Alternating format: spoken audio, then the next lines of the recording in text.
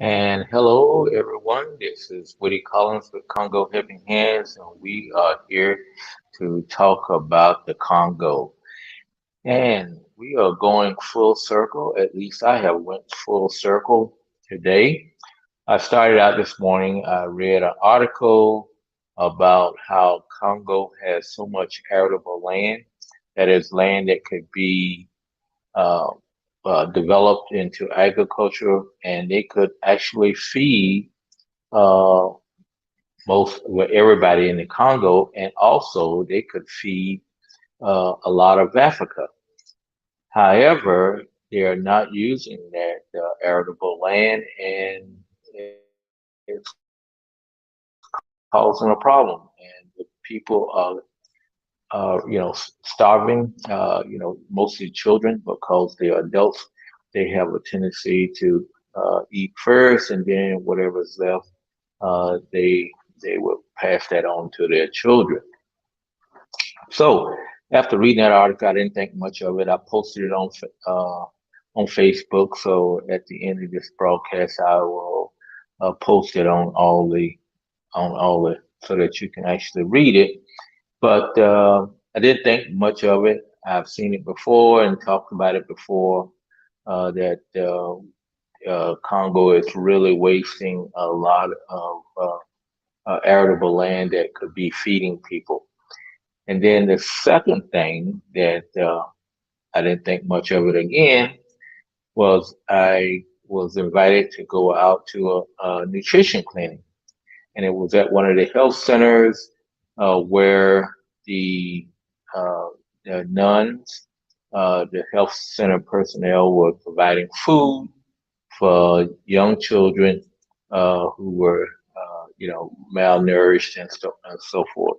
So we went out there and looked at the kids, and the doctor that I was with, she provided a uh, some eggs for them to as a source of protein to be put into uh, their meals so that they can at least have some proteins and things like that, which was a brilliant idea.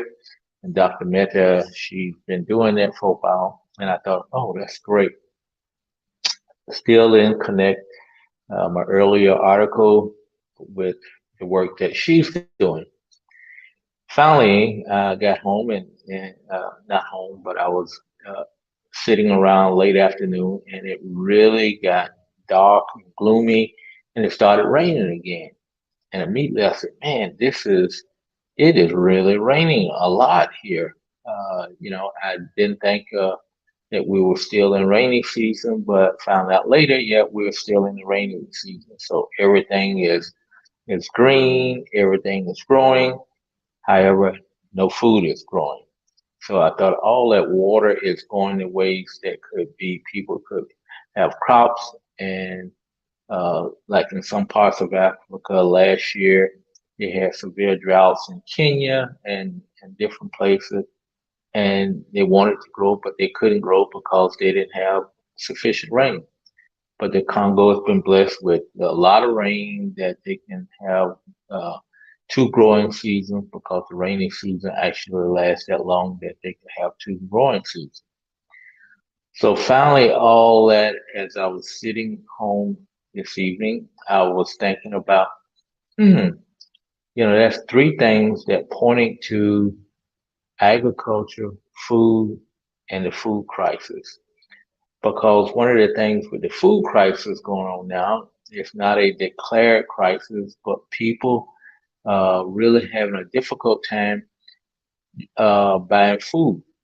Food prices have went up 3 and 4 times the normal cost that it would cost people to buy food.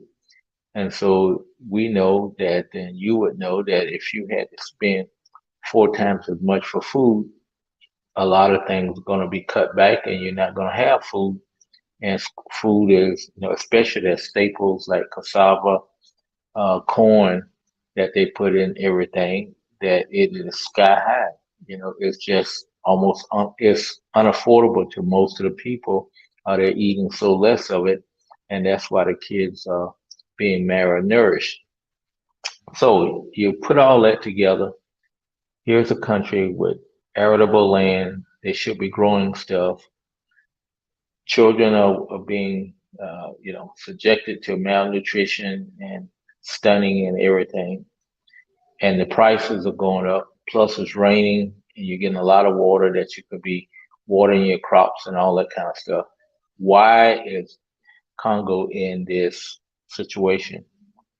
So I just had to ask somebody, and they uh, uh, kind of gave me the the answer in a long about way, saying this earlier this year, the food agency was passing out food to people because of they had some disturbances and civil wars and everything. So they were passing out food. Well, what has happened is either the people did not have sufficient time to plant or they decided not to plant. Uh, a lot of people saying is, yeah, they had time to plant, but when people were giving them food, they decided not to plant. And so, as a result, people here in the city who doesn't have the sufficient lands to grow crop, they were depending on the farmers to produce that, and it's not being produced. So that's the situation here in Kananga.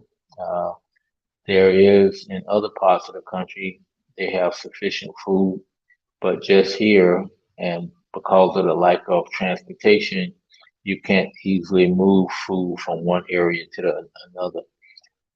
So we're just here in a starvation area where it's going to get worse because you know people don't have money to buy what scarce food that is available. So, in a roundabout way to say it is a food crisis here.